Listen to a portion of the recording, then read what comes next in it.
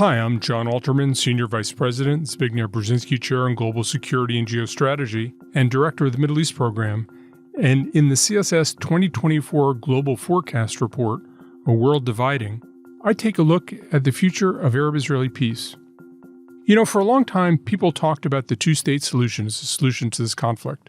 It started off when Palestine was partitioned by the UN in 1947, and in the last several years, people said, well, the window for the two-state solution has closed. I think the window hasn't closed, but to keep it open, we have to redefine some terms. Let's start with two, and state, and solution.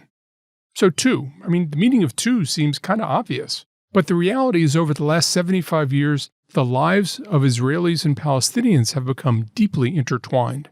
Not only do Jewish settlements reach deeply into a lot of the areas that were reserved for a Palestinian state, but now 20% of Israeli citizens are non-Jewish Arabs, and they have complicated ideas about what it is to be Israeli and to be Arab.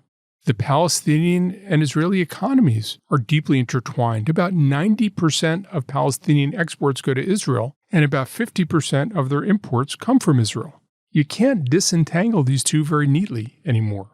You know, after the Oslo Accords in 1994, people have said, well, we've had 30 years of experience of why we just can't work together. But I think the experience of the Oslo Accords shows the importance of working even more closely together. And here's where you get to the issue of state. I think the issue is that there needs to be a greater integration rather than less. But there needs to be some supervision, some assurances that Palestinians are getting the freedom that they need, and assurances that the Israelis are getting the security that they need.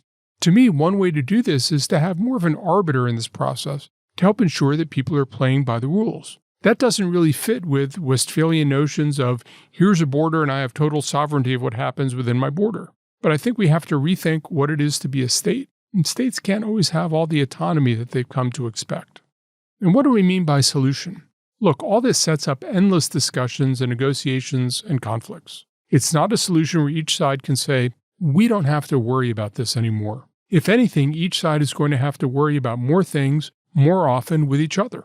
But through working together rather than periodically fighting, it creates a better world not only for the people negotiating today, but for their children and grandchildren. To read the full 2024 Global Forecast Report, please visit csis.org.